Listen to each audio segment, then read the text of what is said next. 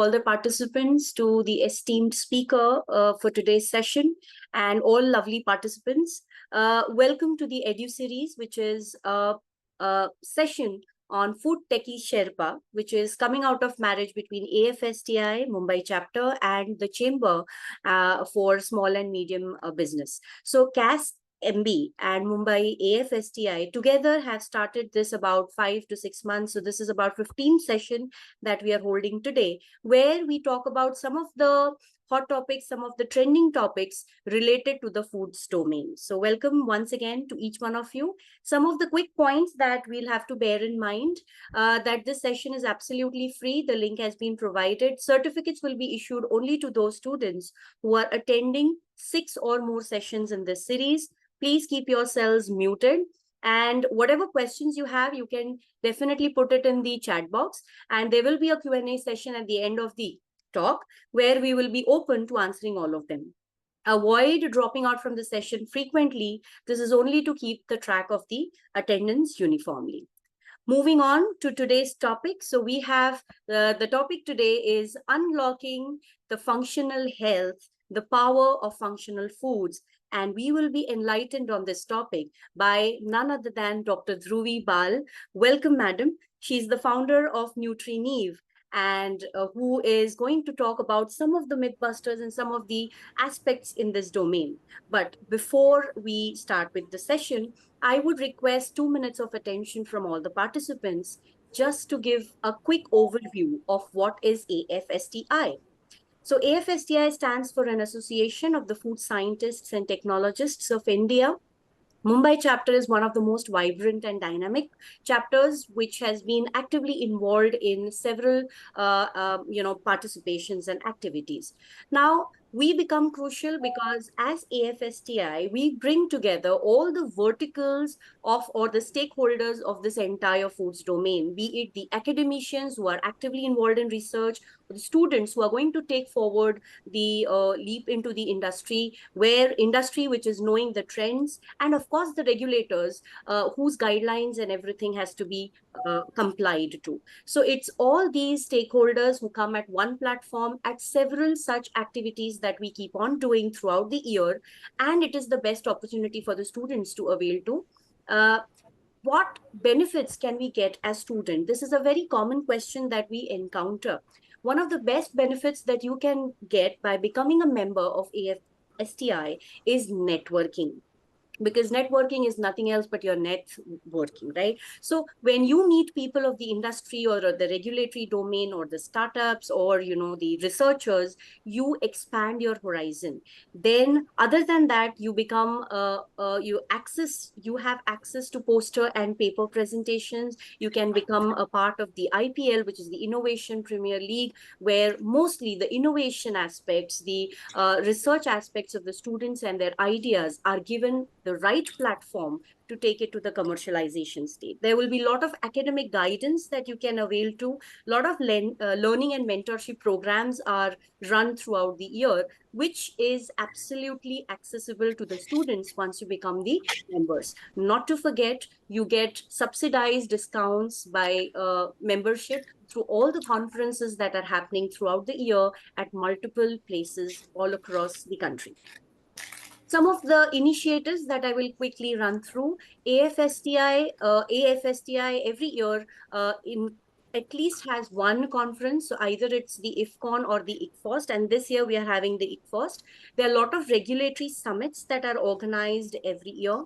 We do a lot of partnering events as well, like with Annapurna, FIHI, US Chickpea Council, dairy, and other domains. Some of the events that we've been doing over and over the years are Nutrition Week celebration, World Food Day, Food Safety Day, and many more.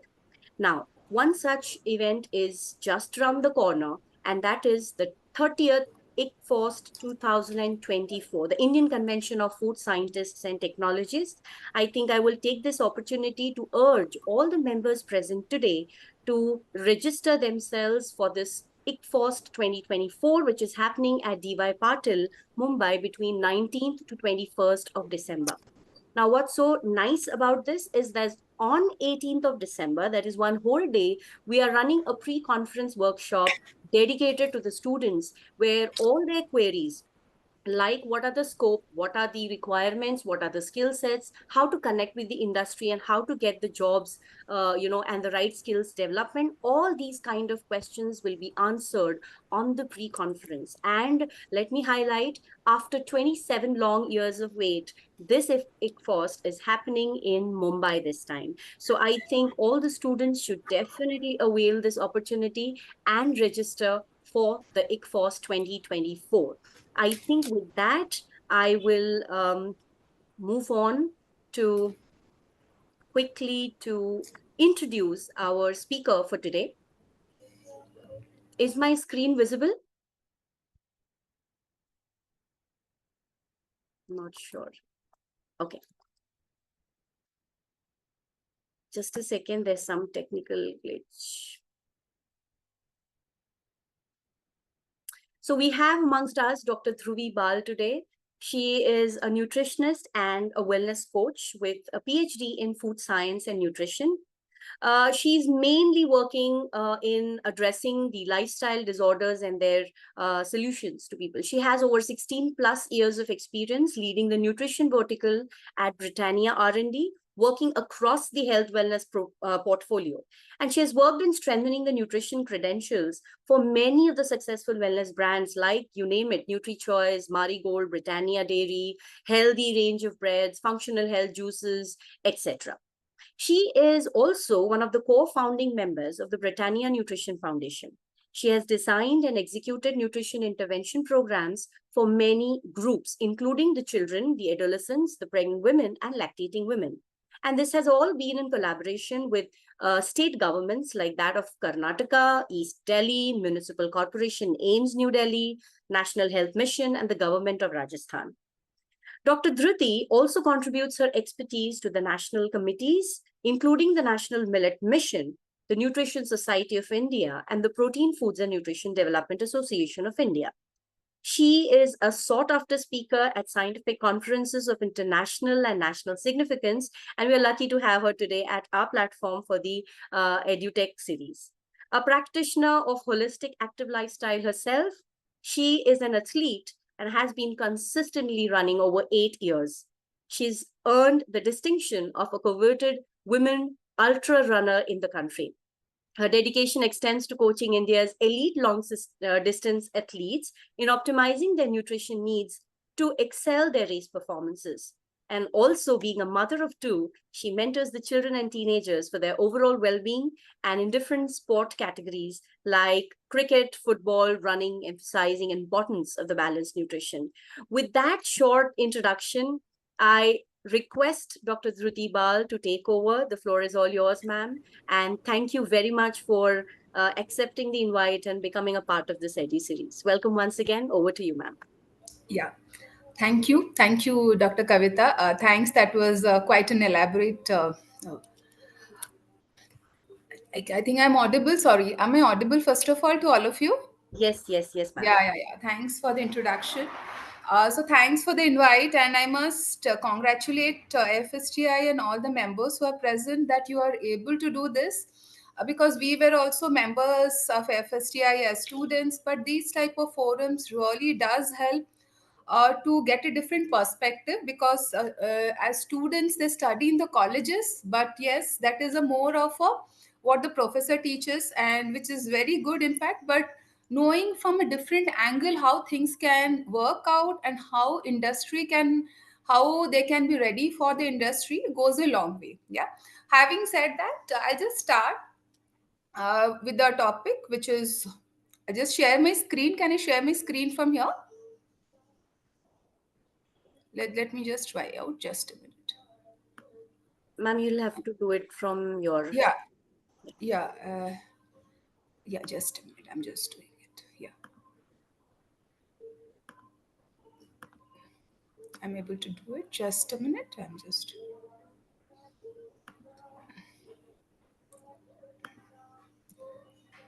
So I'm just quickly go to how the entire thing is looking like. So this is about functional health, and why have we chosen the topic of functional health? Because as we all know, with the students mostly out here, functional health is nothing that is new. This has come from the time that we were studying. Like, I have been in the industry for around 17 years now. I have my own startup, which is Nutrinew. We have known it from the year 2000, 2001 and 2, and now it is 24. So it's almost, if not anything, roughly a period of 20 years that it has been there. It has evolved over a period of time, right? So let us understand what are these functional foods, because as students you must also be doing presentations on functional foods. But here it is a perspective like, what is this functional foods, what are, why there is so much of a hue and cry about this functional food, and mostly from a nutritional and a industry perspective, that what are this functional food, how they can make a difference in our lives, and how to go about this. Hopefully my screen is seen to everyone. Yes, ma'am. Yeah. So as I told you, we will be speaking on what are the functional foods, a bit on the functional food trends, why it has come. So coming from the industry, something that goes to the next level is only when the market is ready, and also when consumer is picking up. So when the consumer picks it up, so that is when it becomes a trend. Because like, while it has come from 2001 and 2, but it is only after 2015 that it has picked up. And thanks to COVID, and we have been more aware of the health, that it has gone to the next level, and people are more aware of health. And health per se, people want to take down their hospital costs. So that is the reason there is a rise in the functional foods demand. So it is not only learning food technology, but learning how food technology can help you deliver these functionalities. Yeah, there's a spelling mistake. Functional food definitions with time and the consensus. Classification of the functional foods and certain health benefits according to the categories. How do this functional food work, which is the mechanism of action, functional food categories, health benefits. Finally, we sum up and take the question and answer. Hopefully that is okay, Dr. Kavita, right? With the Q&A at the end. Yeah. So what are these functional food in simple words?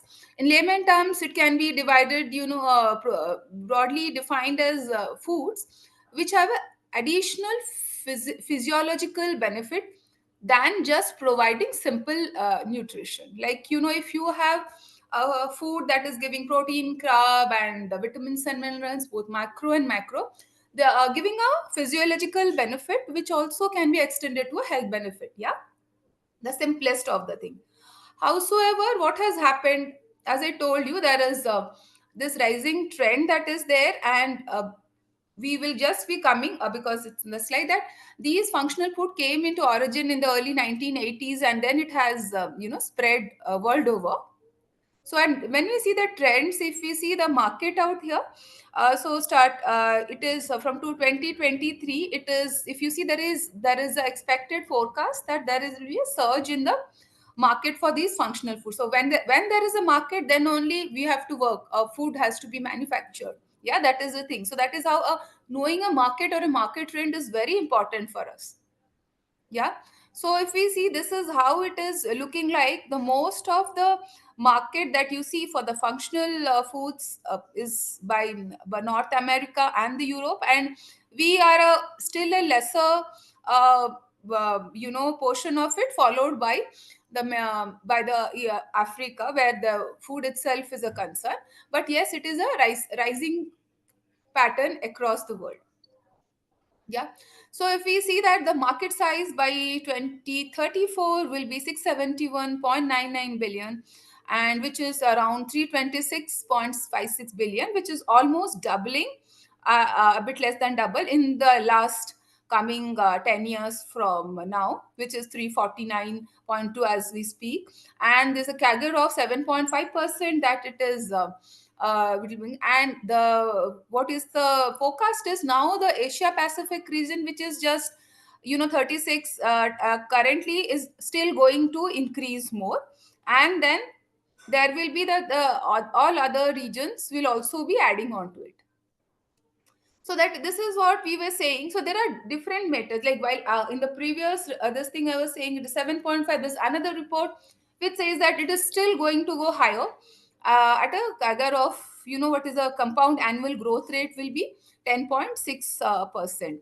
And why, as I was speaking, why these functional foods are so much in a demand, because we are changing our dietary patterns. We are no longer eating what we are eating. Along with the dietary pattern, what is also happening, lifestyle patterns have also changed. So people, and so we need to understand that how lifestyle we can balance with the dietary pattern. So that is how functional foods to play a role out there. Then there are personalized nutrition trends that are coming. There is an expanding middle class population who is has the money to spend, so they want to put on the healthier foods, which are the functional foods out there. There is a lot of a focus on gut health, on clean label, and the natural ingredients. And as we see, there is a lot of rising consumer awareness on health and wellness, and all this innovation on ingredients and formulations, including digitalization of nutrition and personal trends, is all going towards a more growth in the functional food arena. Yeah.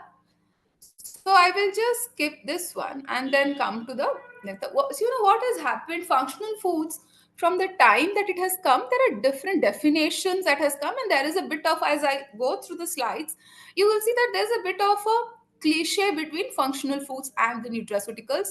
Sometimes they're used together, sometimes because it is as per, it's a, we stay in a world, but different people around the world give different definitions, and it has been a long time from where we have come from.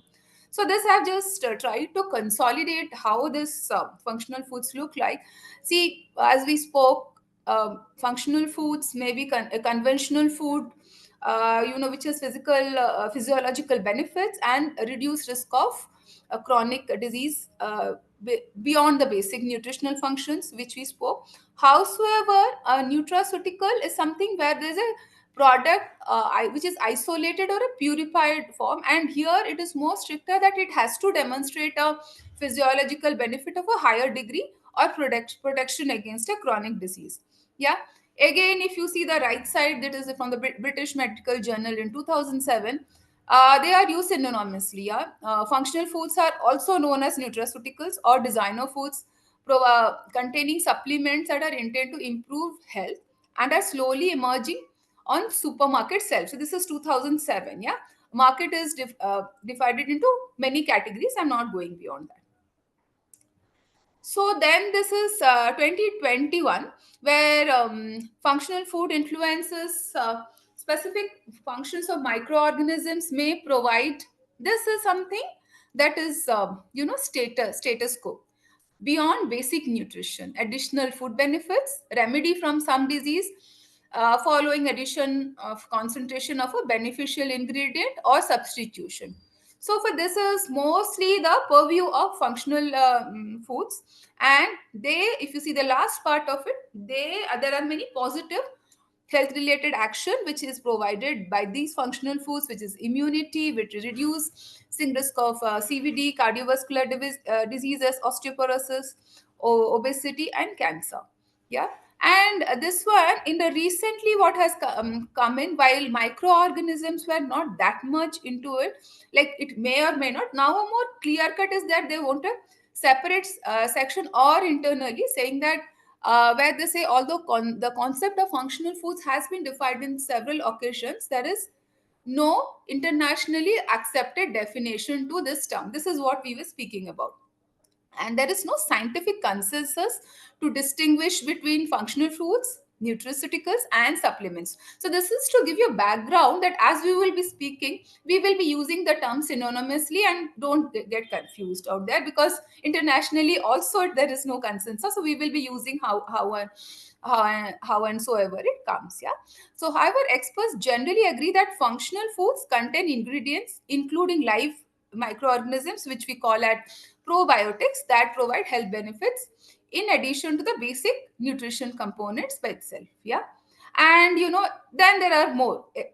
While there's a new more definition again, which is almost in the same purview, the basic nutrition remains the same, And also what remains is that the a new word, like with probiotics, phytochemicals also get added. So as we see, as there is, everyone wants to put their thing, but these two three things, which is which is beyond basic nutrition, provide health benefits, health enhancing and disease preventive value, remains the same with the functional foods.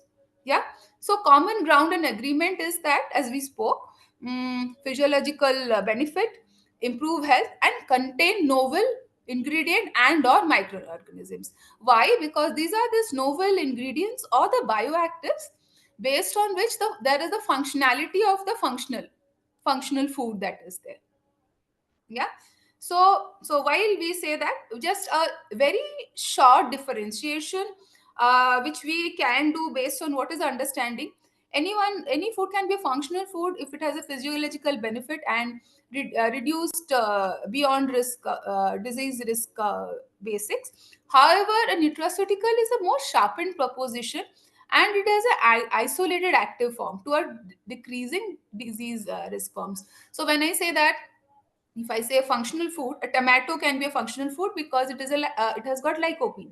However, if lycopene, as the what you say, as you all know, lycopene is the active ingredient. If that is extracted and given as a capsule, that becomes your what, nutraceutical. So that's a basic broad the differentiation that we can make, or they're all together because they all have the active principle or the active ingredient out there. So giving some, as I told you, how the categories, the functional foods, there are functional beverages and dietary supplements. So functional food can be something as simple as a food with the added dietary fiber, something with the protein, something which has got carotenoids, added vitamins and minerals, which can be fortification. There can be pre and probiotics. There are recently there are many functional beverages also, which is energy drink for the sports drink. There are fortified juices also. There are dairy based juices which has come for functionality of whatever they offer. There is enhanced water which has got vitamins into it. And there are also very many, as we speak, functional health beverages which are coming up. Yeah. And there are these dietary supplements. So while we spoke, this is a food format. Dietary supplements is something that it can be a tablet or it can be some powders, which is vitamins and minerals, protein supplements with natural bioactives, which may or may not be the Ayurveda, like the zeaxanthin or flavonoids, or the active principle from the grape, which is the resveratrol. All these are also in the diet, come under the or omega-3 fatty acids. This all will come as a dietary supplements. There are these probiotic shots or the supplements, and there are supplements in different functional health categories. So when we say functional health, so functional health is all about, as we saw earlier, that this can be a immune health, this can be a digestive health, it can be a cardiovascular health, or a diabetic health. So all this have their own dietary supplements which are being consumed. Yeah. So let us come to the classification of functional foods. Again, here there are different classification which is there across the globe, saying that, but we just took one something very standard to simple to understand, because it keeps on going. Like showed you earlier on the functional, the nutraceutical part. We're just making it simpler to understand. While that is because all that is the functionality, the classification hardly matters, but this is just you to understand that there are different types of functional foods. Yeah. So this is something called as a conventionally used foods. So conventionally used foods are something that we use in our daily diets, and then those which have a functional quality, so hence they are the functional foods.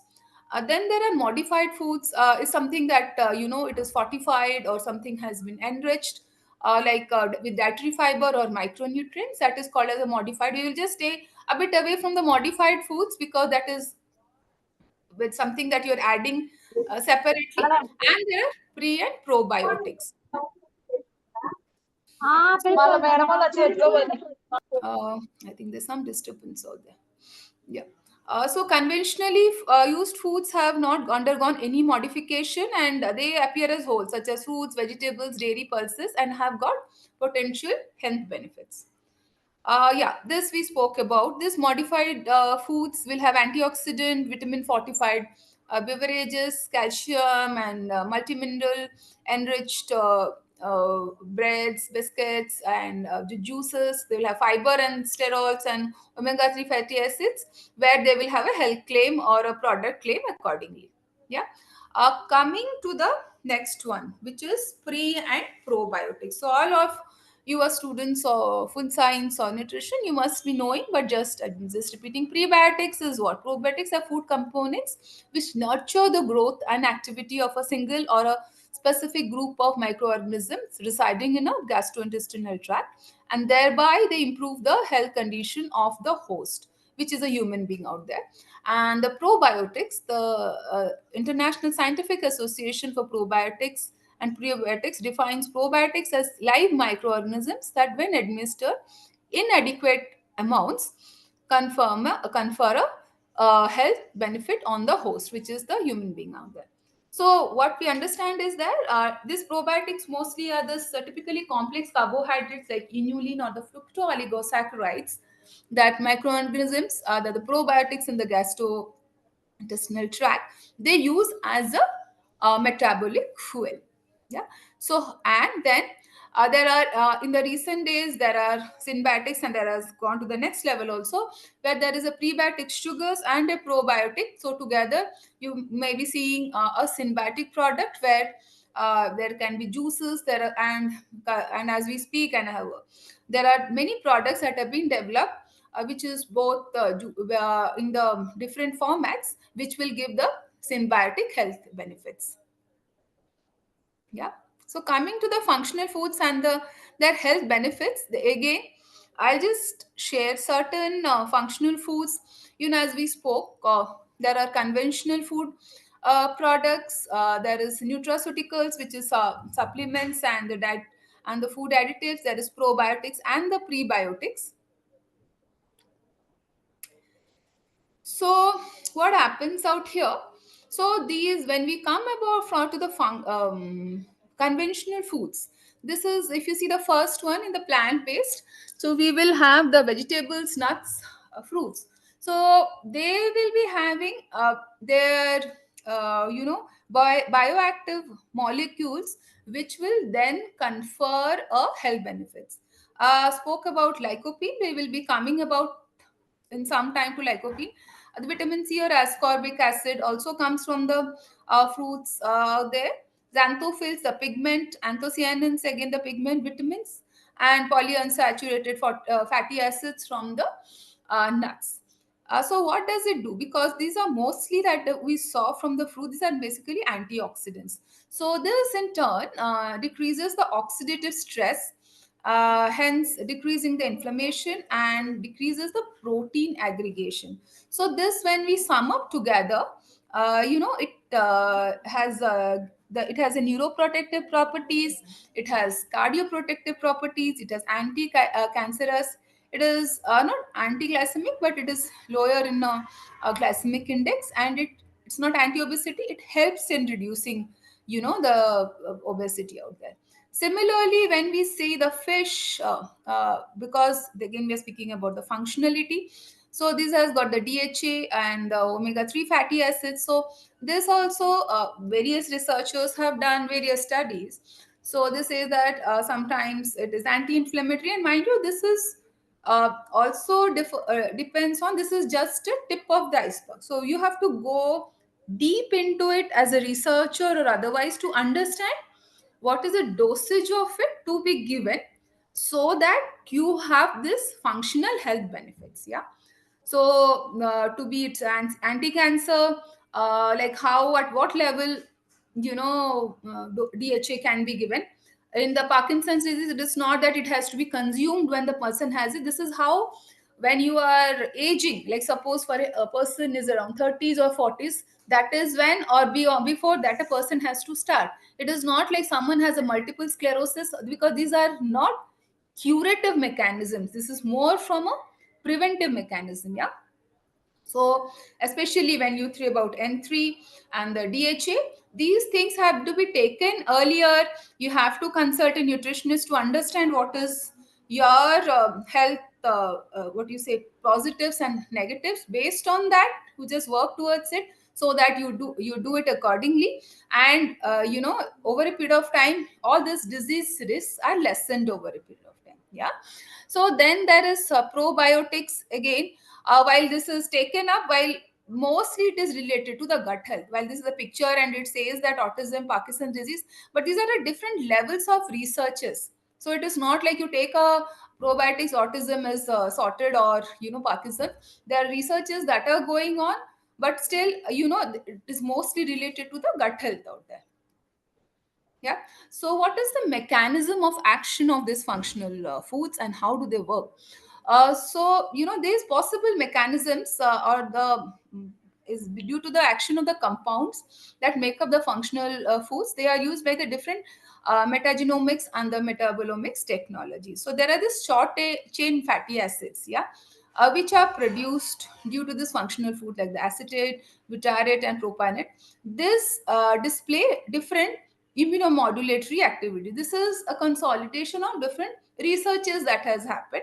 So, which has proven that if you are having the short chain fatty acids, this will have a immunomodulatory property. Similarly, omega 3 fatty acids and glutamine. Glutamine is a very, very potent antioxidant. It helps in preventing or delaying oxidation and peroxidation of diverse vital cellular components. Like sometimes they help neutralize the free radicals, thus preventing the cell damage and the oxidative stress of the endoplasmic reticulum, and decreasing the damage caused by the inflammation in specific pathologies. Coming to, as we spoke and we saw earlier, this plants also have a lot of natural and antioxidants, which help in strengthening the immunity. And overall, along with the plants that we know, there are also, which we directly get from the food, there are these medicinal plants which have an added antioxidants. Yeah.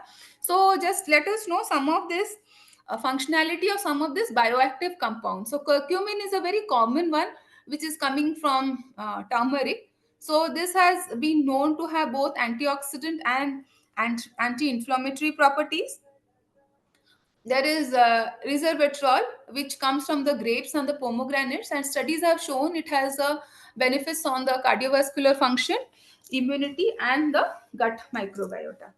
Then there is quercetin, which is found abundantly in the apples, which is also a potent neuroprotective and also helps in degenerative diseases. There is sulforaphane, which is there in the cruciferous vegetables, and there is epicogalactocatechins, which is mostly in the tea leaves. So, what it says that whatever we eat, these are the conventional foods. Yeah, they will have some amount of functionality. It is up to us how we use these foods to our maximum optimal usage, so that we get the benefits. Like we spoke about tomato, the broccoli, the spinach, because of the beta carotene. Brown rice will have some bit of the quantity of the fiber and the B vitamins, and also it will have the protein content, which is, although minimal, is a good quality, not that much to the level of a thing, but they work complementary with another protein out there. Then there is the buckwheat. We spoke about green tea, the catechins part. Carrot, again, the carotenoids, which play a very important, it's a very important, potent antioxidant. Pomegranate, we spoke about the resveratrol out there, the red grape juice, the walnuts, as we spoke, the what is it, the nuts and seeds, they provide this N3, or mostly not only N3, they help to balance your fatty acid profile. It is not only eating the nuts, it's a varied that is there. The garlic for heart health, blueberries again for the pigment, soy protein for the diazidin and content out there, turmeric, we saw the curcumin, and the fish oil and the ginger extract. So this is how conventional foods that we eat in our day-to-day life, when we consume, and we are a bit mindful about what we are eating and how we are eating, we can use it. And similarly, as a food scientist, technologist, or a nutritionist, when you are designing a food product, you design a food product for the specific health benefit, because whenever you're designing something, you're designing with the um, with the intent that it has to provide a specific health benefit. So when you design it this way, you are knowing the what is the benefit. So you, when during the product design, these this go into the food product, and then you can have a product which can have a product claim, or it can have a or a health claim. So what is meant by indirect or a direct product claim? So when we say about an indirect or a direct product claim, indirect is something that is known, like you have put a tomato or a which has got lycopene. You can say that lycopene helps in this, and this product, by the way, has got tomato. Similarly, if same thing you have proven, saying that I put tomato in this, and this has been proven with the clinical trial, that is how based on the clearance, either if it is India, you have to take FSSAI clearance, or if it is outside abroad, there are other regulatory bodies. Based on that, you can claim it. So that is how designing a product, you have to know the functionality, or which is the health benefit, design it, and then go to the next stage. While this is a very short cycle, but it takes a long time to understand the entire cycle out there. Yeah. So yeah, we just spoke about it.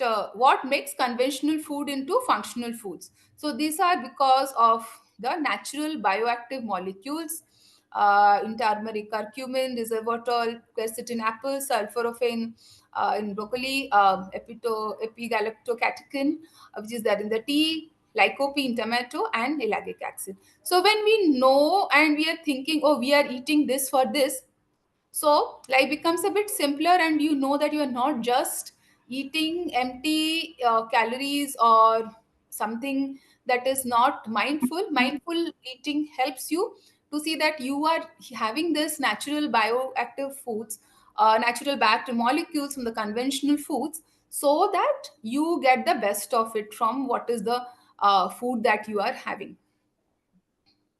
Yeah. So let us come to tomato as a functional food.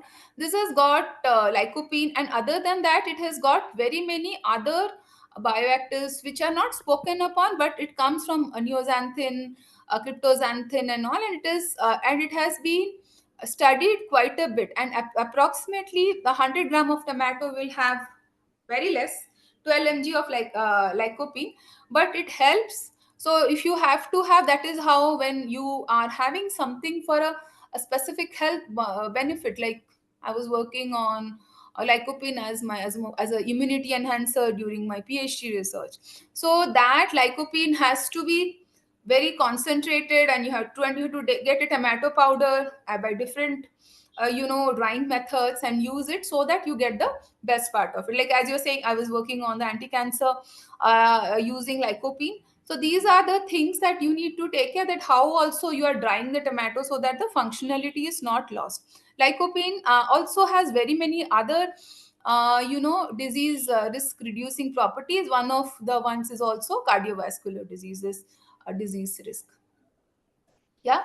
Another wonderful fruit is pomegranate. Yeah. I'm just taking these two examples because there are, we can just speak on and on. I just wanted to understand what is the science behind it. So, you pomegranate, you'll have, see, these are certain of the nutrients or the phytochemicals which have been known. There will be much more also, like the polyphenols, anthocyanins, tannins, flavonoids, lignans, and which are responsible for the antioxidant and the anti-inflammatory activities. And this is not coming here from nowhere. So these studies has been done from a long time, and as we speak, you know what happens, this has a role, like it has a role in preventing chronic diseases like hypertension, arthritis, reducing oxidative stress, and maintaining. But there is a specific dosage on how you have to consume so that you can get the best out of it.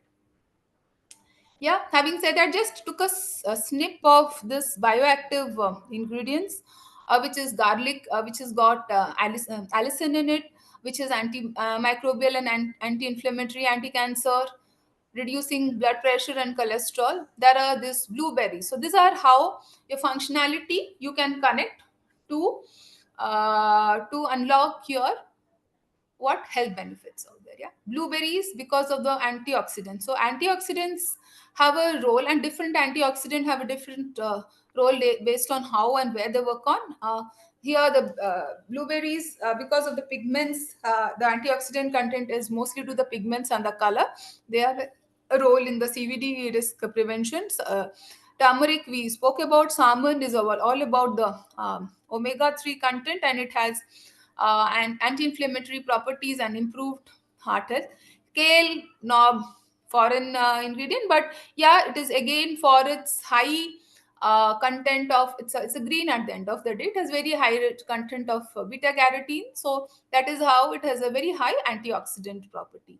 Catechins in green tea, walnuts. We spoke about the dry fruits. They have omega 3 fatty acids and the antioxidants. Dark chocolate, the cocoa, how it is processed, due to which it has got the flavonoids, and the fermented foods will have the probiotics, which will help in the gut microbiota and the immune system. Yeah. So let us come a bit on the functionality of the proteins. These days, you'd have heard a lot about proteins. People come to me also for suggestions, which is the protein I want to take. While I'm not covering much on the protein part because that's the vast science in it, and can't be covered in a session. Just to give you a brush on what's happening in the protein market and how to. So we will know that there is animal protein, which is I'm telling the which we get from the meat, milk, and the fish and the poultry, and we have the plant proteins, which is not new in fact.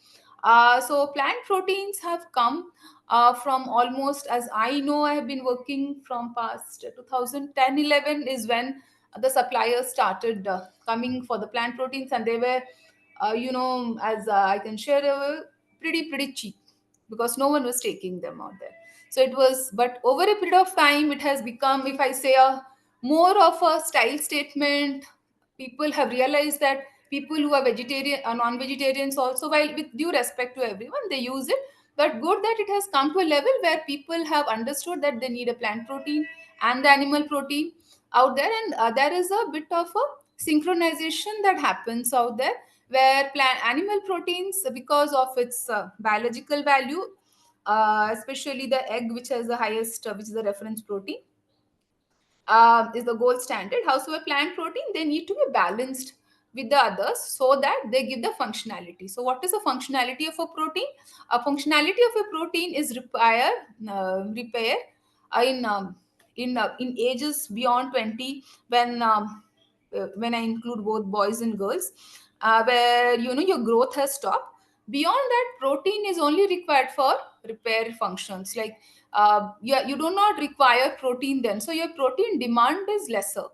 Yeah, so you need to have a, what you say, rather than the overhype that happens, you need to see that you are having the maximum from your diet. Then you can have based on your workout, or if you are into quite a bit of physical activity. Why I'm speaking so much without going to the next slide, which is on the product part. Yeah, because these days what has happened, people have started understanding the value of proteins, which is really great. But also due to the increased income and different modes of communication, that we are ingesting a lot of data out there. So people just have different proteins left, right, center, because certain of the proteins have not been well researched yet, and there is a lot of consumption. So there is a word of caution when you are just putting anything to your body. So coming to it, why the protein are important, which is beyond this animal proteins. So there is a complementing essential amino acid pattern, which has been trend in both the sports and functional health, functional areas in the recent year. If you see, I have just listed down certain of these products which are there in the market currently, which is a mix of pea protein on the brown rice. Or if you see, because limiting amino acid as the students of food science and technology, so you would know that there is this certain protein doesn't have, like brown rice what is a limiting amino acid if it is lysine, and pea protein is the limiting as so they both complement each other, so that you get a good quality of the protein out there, or which is somewhat goes to the point 9ish towards the reference protein. And then it helps in overall people who do workout, or it helps in strength recovery. And sometimes they're also blended. If you see the one of the products out there which has ashwagandha, curcumin and ginger, which overall helps in overall recovery, based on if it is a sports nutrition, it's related to sports nutrition. Yeah. So if you see this slide before going on from this side, so there is pea protein, there is brown rice, there is hemp protein, there is again this ashwagandha, curcumin, and yeah. So these are what? These are again the active, what functional foods, because or the actives which when they are in the protein drink, they give the functionality, which is either for a sports or any other functional, health arena. Okay, so this is a recent trend, not so recent, but yeah, comparatively recent one, which is functional foods for beauty. Not that it was not known, but yes, it has given quite a bit of traction in the recent years. Earlier, at least in India, we were not finding, but now currently the local players in India also have gone where you will see products like collagen. Anyone says that, can I take a collagen shot? So there are very many things where people want more of a beauty from inside, rather than all the, and the beauty definition of beauty in many terms has changed, where people don't want to put much of a makeup out there, they want to look beautiful inside out, which is a concept that has come from some time now. So as we speaking, the ingestible, this is called as the ingestible skincare. This has become a rising trend as I was speaking. So this is because of the holistic health trend. So Shiseido, I don't know how much of will you, but this is one of the Japanese, it is a Japanese brand. And this has recently, not recently, it has become 2022, and more has been launched. And this is one of the examples. They have a range which is called as a Inru, which is for this has got a supplements for beauty, yeah, which is called as a inner beauty. And also, if you see on the right side of the quadrant, the global ingestible market size, valued at 3.29 billion, is going to rise over a period of time, and it's one of the highest at the 11% CAGR out there. So also, in the ingestible beauty trends that is there, the hair, skin, nails, and anti-aging are some of the more rising up trends, and anti-aging being the most.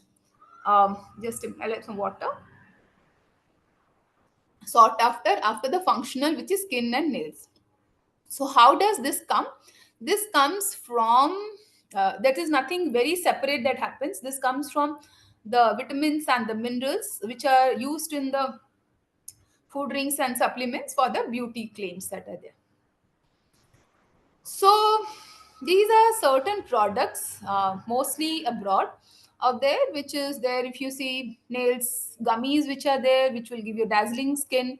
So for gorgeous skin, hair, and nails, you'll have claims. So you will have collagen, you will have vitamins, you have minerals, and you will have the natural actives, which is pomegranate we spoke about. We know the active ingredients. So now you can connect how does the pomegranate works towards beauty. Yeah, how does the quercetin in apple work towards the beauty. Red grape we spoke again. Yeah, blueberry we spoke. So these and the black and the red currants, which will have the what? The antioxidant vis-a-vis the pigment content. Yeah. Then there are minerals which will help in reducing any iron deficiency, and these are precursors to various enzymes. So once you are totally self-sufficient with your needs of vitamins and minerals, so obviously the body is working at an optimal, so you are supposed to be looking, that is the principle behind the beauty inside out part. Yeah.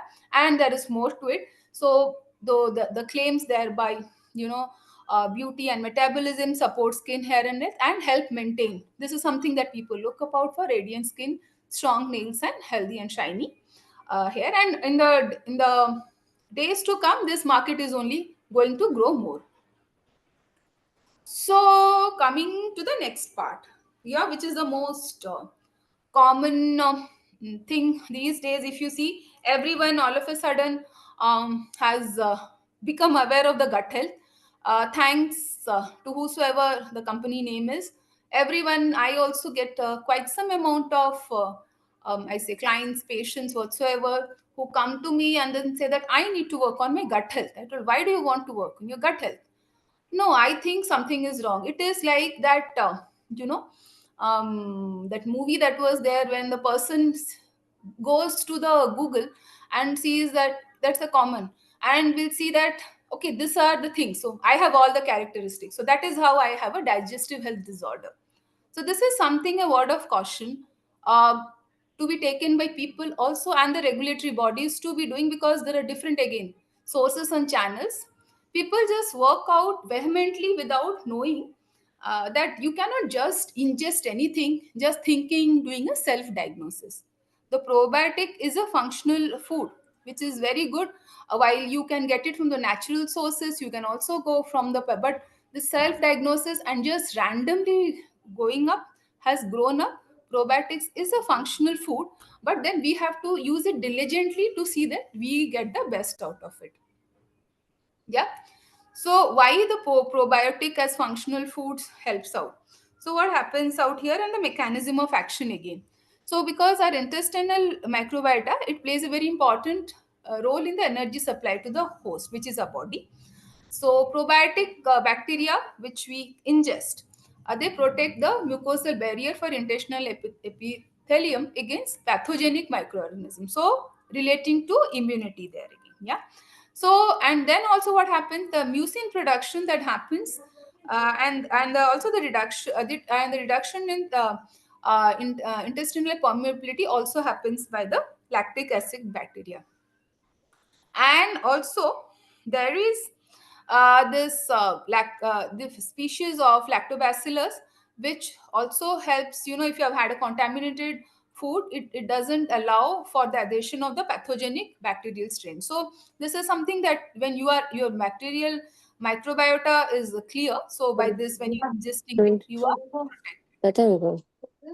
Yeah. And also lactic and acetate, as we spoke, it helps in maintaining a acidic environment that inhibits the growth of microorganisms or the of the growth of the harmful microorganisms, which is the uh, pathogens.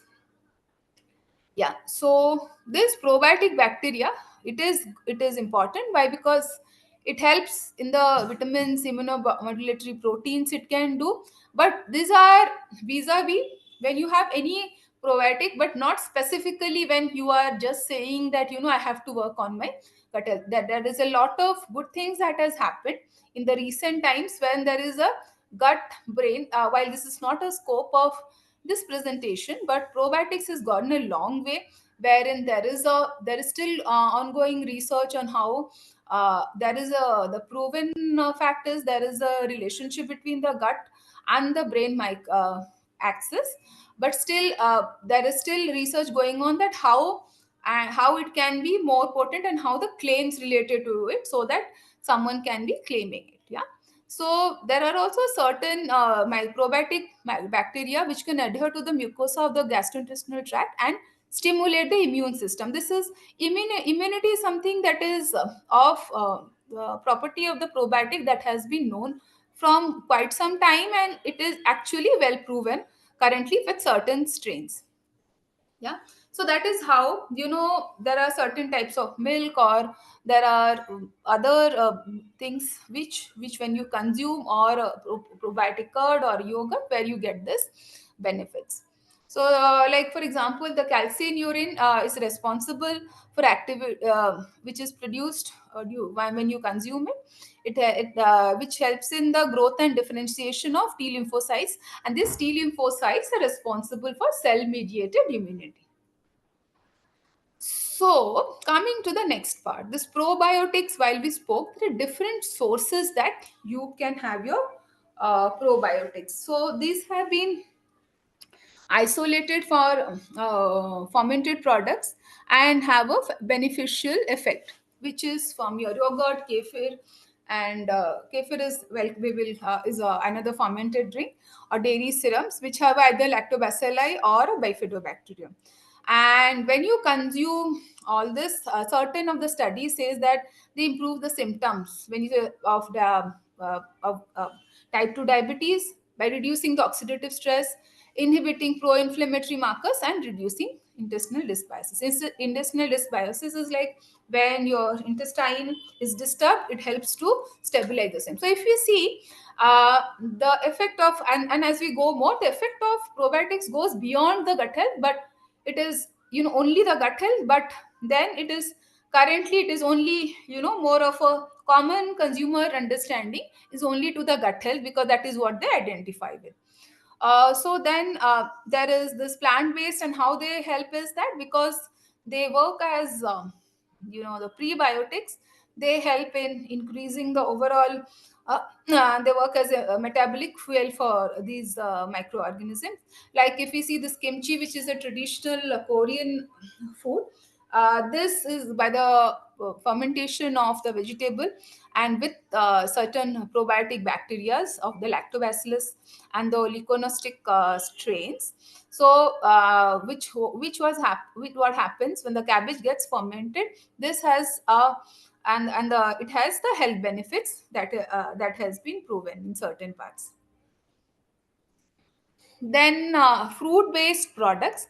So what has been seen that probiotic bacteria, when they interact with the fruits rich in beta carotene, alpha and beta carotene, such as carrot, pumpkin, and mandarin orange, and they act as symbionts and promoting changes in the bioactive compounds, generating what earlier we read about short chain fatty acids.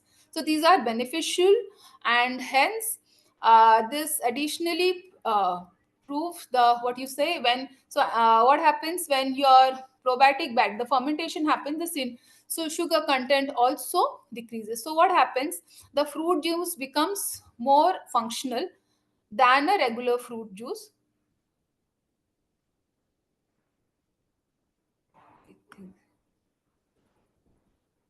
Okay. In Hello. Yes, ma'am, Are you're you able to? visible. Yeah, able to. I think there was a power cut. I thought, let me just check I'm there or not. Yeah. So these are certain of the species of the Lactobacillus delbrueckii, Bulgaricus, Thermophilus, and Saccharomyces. So these have been mainly used along with the fruits and fruit juices. So they have a additional benefit. How? Because when a probiotic it added to the fruit juice, so the fruit, sometimes the fruit juices, they will have the calcium and magnesium, these are the minerals, there will be better what do you say, absorption, and also they help in the other protective effects which were already there. Yeah. So that is how in the recent days in the market you can see the launches of fruit products which are fruit juices with the probiotic content. The cereal based product.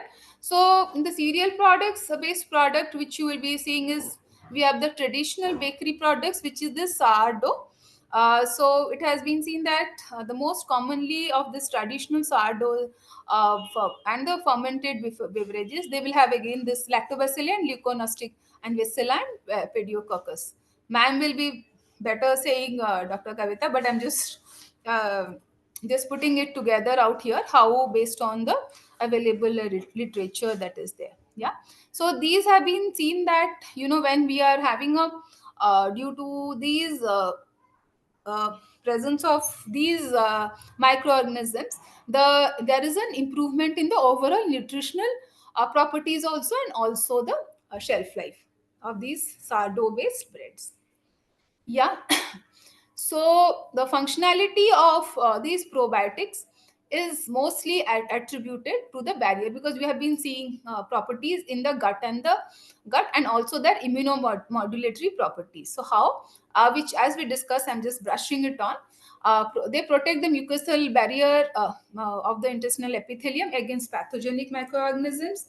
They reduce the intestinal permeability and by production of mucin, inhibit the growth of pathogenic or the pathogen microorganisms, and by creating a acidic micro environment, immunomodulatory by synthesizing vitamins and broad range of peptides, and with their inhibitory activities, and they also adhere to the mucosa of GIT and stimulate the immune systems, along with stimulating the patches which can take up pathogens and release immune system. If you see the diagram below, the gut probiotics, they mostly have a role. How?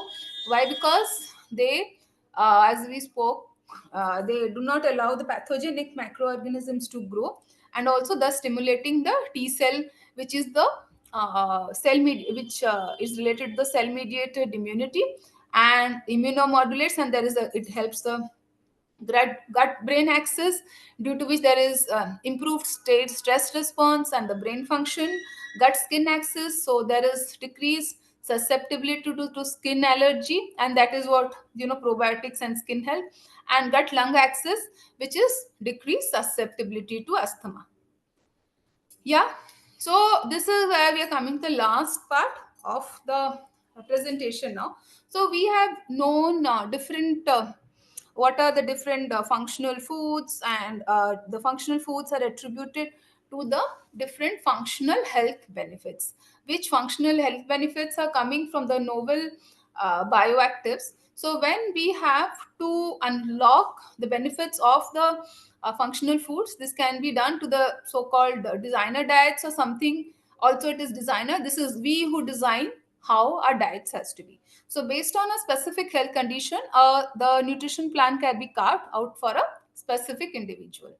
Yeah. So for example, a very simple thing, like I've just taken a individual with a cardiovascular risk. So your breakfast will can have fruits, which is antioxidants, from pomegranate, from, to be very specific, from your grape, and another two or three fruit. Then there is soluble cereal fiber, which is from oats, it can be millets, and the phytochemicals, and the low fat milk. So this, what it will happen, you will have a functionality from two or three food items, which you know that everything is working for your best towards reducing your cardiovascular disease. Yeah. So this is what it means when you say that you are eating functional food, which is your conventional food. You design your food so that you are having, rather than going out of the way and spending also. Howsoever, people who do not have time can very well go for the nutraceuticals, which is having a popping a pill, but that also with a word of caution. You cannot just have it as it is. You should understand whether you really require it, rather than just popping that nutraceutical pill out there. Yeah. Summing up on the functional foods, so these functional foods are nothing but the nutrients dense foods that offer benefits beyond the basic nutrition, when you have to support your specific health goals, which is either immune function, gut health, or sports nutrition. This can be done by incorporating these functionality foods into their daily nutritional needs. You can have probiotics like yogurt, kefir, or shots to support gut health. But yes, when it is a shot, please do what you say, consult someone, rather than having, although they say that you can have it, but with a word of caution out there, because there is a dose dependency that is there. Omega 3 fatty acids from the sea fish, flaxseed, or the cod liver oil as it is, which helps in reducing inflammation and supports heart health. Antioxidants from various vegetables and fruits out there, which protects against the free radical damage. Fibrous foods like whole grains and the legumes, how they help by promoting the digestive health. And a conscious effort towards inclusion of functionality in the daily diet helps in improving overall wellness, immunity, and energy levels, support long-term health and disease prevention, and enhance the body's natural healing ability. This is what we spoke about. Someone has to start before, and not everything has happened, take that functional food. So then when something has happened, here we are speaking more of a prevention strategy than a curative when it comes to the functional foods, and to unlocking your potential of a health benefit out there. Yeah, that's it from me. Yeah. The floor is open for questions. So um, please feel free to ask questions out here.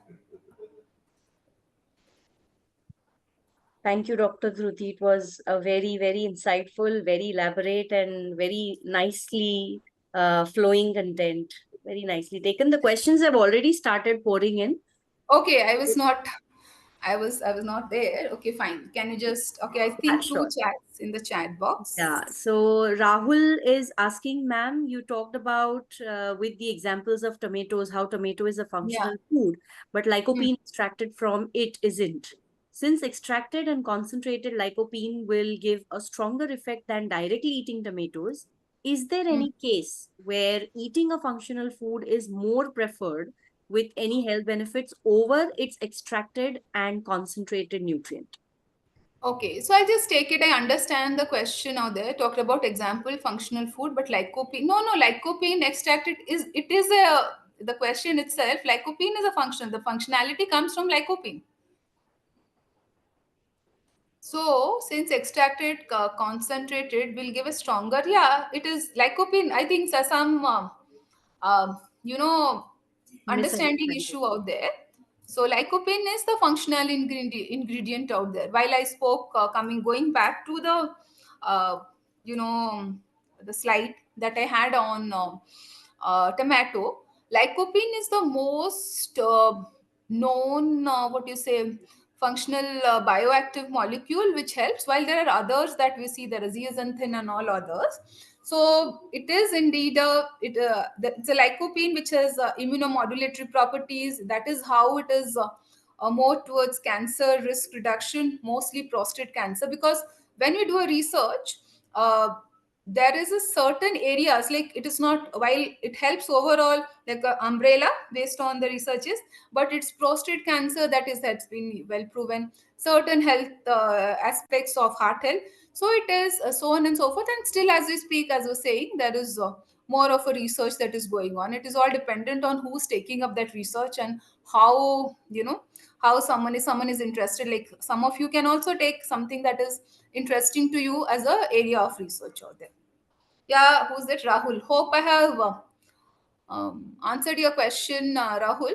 Just I think there's some communication gap out there. Yeah, I think. Are there any other questions? Yes, It's only students, one. I encourage you all to please ask your questions. So they have understood it all. I think the professors, they did not all clear and cool about what they have been what was being spoken. So it is good. We will be seeing more functional foods in the market in days to come. Absolutely. You can Yeah. also raise your hands if you have any question. If you're not finding it easy to write it in the Yeah. chat box, you can also raise your hand. Meanwhile, Dr. Dhruvi, I just had a small query. Like Yeah. when we talk about functional food, somewhere Mhm. the boundaries are not defined properly. So like, Yeah, yeah, that is how. So yeah, this is not you. It is everywhere, as in academics, as a researcher, and also from the industry, and as a regulator also. right. It is quite a bit confusing. That is why to set the tone and the perspective from the Hmm. beginning itself, I just saw the different we have been knowing, and but still it is going. So when you have the food, and it is a regulatory regulator who cuts the who has the final call out there. Absolutely. So Yeah. so when you develop a product also, you have to define whether it's a functional food. But yeah, there is a clarity between at least a nutraceutical and a functional food, although it's a thin. Nutraceutical, as we told, is more a concentrated one. But a Hmm. functional food can be anything. Like, for Hmm. example, it was a thing when I was working on some functional foods. Like, although anything can be a functional food. So when you see, this is example like my previous company. Then I just saw that we are the market leaders so in functional foods in India. Why? Hmm. Because the NutriChoice range is the one which has got to heart, to diabetes. It has got Hmm. digestive and all that. So functional foods can be anything and everything what we eat in our daily diets also. Vis-a-vis the nutraceuticals, which are more concentrated forms. So it has to go some way, but as long as people eat it and consume sensibly what they have to eat, so that is how it makes. But yes, as a business and As technologists, it's a bit of a tough call out there, how to Correct. define and differentiate out there. Yes, thank you. So to continue that further, like how are the regulators actually working on, like I said, it's a very thin line. So how are they working on coming up with, guidelines to give a clarity that, okay, this is functional foods, this is nutraceuticals, and, so on and so forth. So Yeah. from the See, regulatory yeah. perspective. See, functional food. A functional food can be anything. For example, if I'm making a like I'll take an example of same our simple example of a tomato. Okay, because I don't know why that is becoming the predictive. If you are having a product in which you have incorporated a tomato, a tomato is not a great example, and I just think some other example. Yeah, let me take a vitamin or a mineral out there, correct? So a vitamin, you have put a vitamin or mineral, a fortified food product will also, if based on the content, will be a functional food. Got it? And you will have a direct or indirect claim out there. Yeah. Howsoever, if you are the uh, content is increased more out there to the levels that it meets the daily requirements and more, then that is when the guidelines go to a nutraceutical, because it the health, in the simple terms, the health, the disease risk prevention capabilities are more, what you say, potent in a nutraceutical, because it's more towards a medicinal thing, which is more curative, sorry, more preventive. When I have to rate, a functional food will be giving 5 uh, out of 10. Nutraceutical, because of its what you say, concentration, will be Concentration. giving you more, so you can just pop a pill and get going. Yeah. Nutraceuticals are mostly supplements, while functional food is a food in a very simple terms out there. Got This the point out there. definition, absolutely. Yes, thank you, Dr. Dhruti. There's one question that has come from Wilson, I think. Yeah. Does drinking turmeric powder from market brand with hot water give the same benefit? See, turmeric powder again is something that can be, that is again this one, what you say, the point of debate or discussion out here. So first of all, we all know what is there in the market and how the branding and what is there. Yeah, but in a turmeric powder, what is the, first of all, what is the sim result? What do you mean? If you are just having turmeric powder has got different, like some people have it for immunomodulator, and turmeric most of the times, because it's a pigment, mostly people have it with the milk. And also traditionally also, turmeric is what, turmeric is something that is we consume like doodh haldi, right? So it Hmm. is always, while it has got the benefit, if you're saying about immunity and all, it mostly works with the milk as per Ayurveda.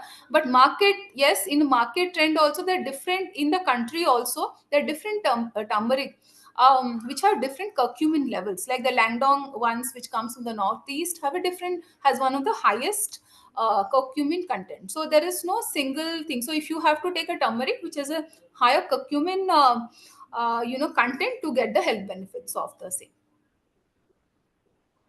So that was a good point. From the geological aspect, also, even if we say Yeah, whatever yeah. food, there's so much of alteration in the phytoconstituent. Yes, yes, yes, very much. Especially, this is a good question though, because turmeric is the one, they are also based on the geological, what you say, this thing. They are like, you have the, what you say, the GI tag. So they have a higher curcumin, and also the bioavailability. Something that I've not touched upon, and this is the bioavailability. The bioavailability of these nutrients really matters. Like, for example, let me take a very simple thing of, fortification, right?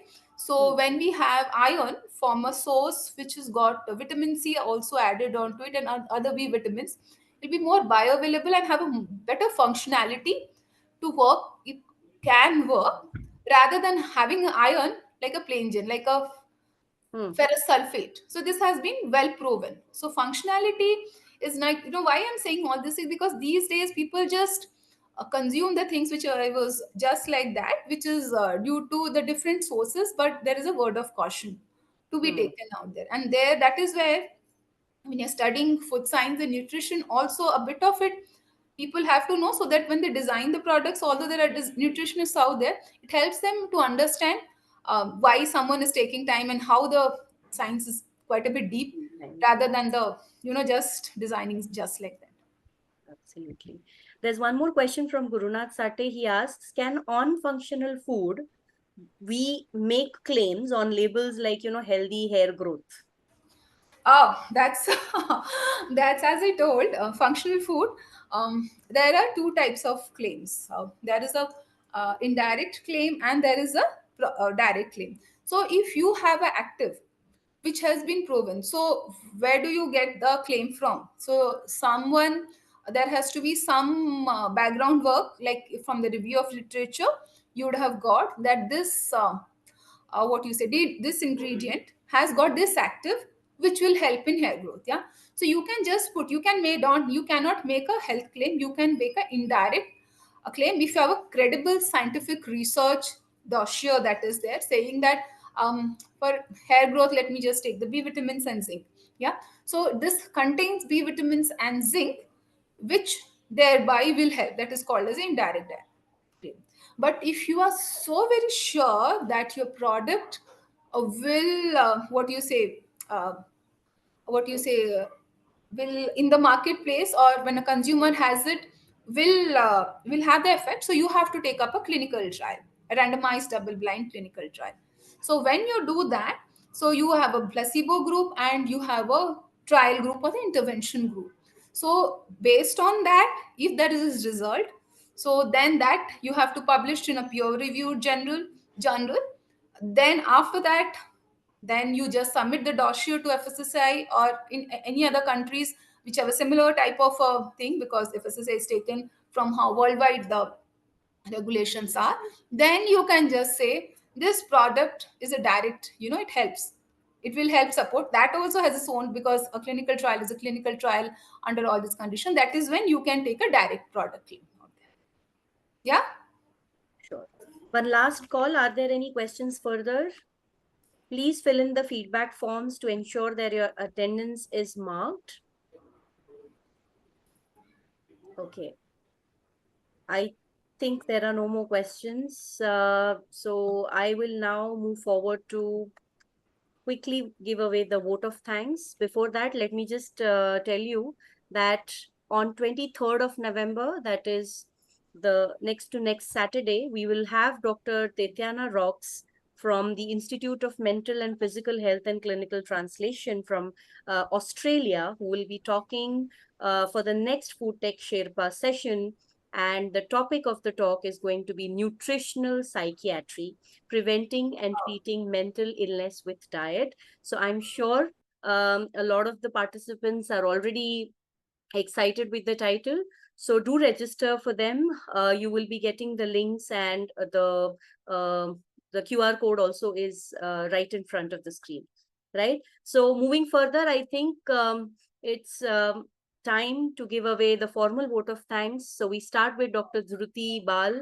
Thank you for your time, for all the knowledge that you've brought in through this session, right from the start to the end, to the diversity, to what is commonly available and what trends are going on in the market. So making the current participants aware of all the insights of the functional foods domain. Thank you very much for your session. It was engaging, it was full of examples, and a lot of live trends, and the current statistics of the domain were put forward. So thank you very much for that. I Thanks. would also take the opportunity to thank AFSTI for always being the pioneer in coming up with such initiatives and giving such platforms to the students, and platforms also for the interaction with such eminent personalities. I also would like to thank the chamber, CASMB, for joining hands and always backing the support of AFSTI. Also, I would like to thank ICT for always being a good partner in supporting the technical aspects of these sessions. And lastly, not least, the wonderful participants who were throughout the session asking questions. And, I'm sure there's a lot of things that you have taken today and you will incorporate either it in your practice or in your studies and your further research proposals.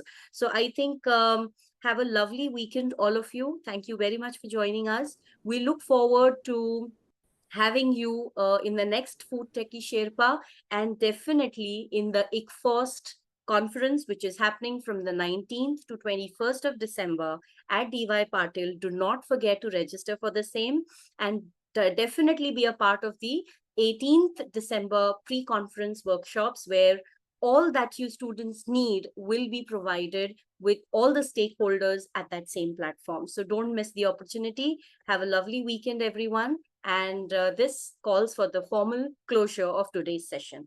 Thank you very much.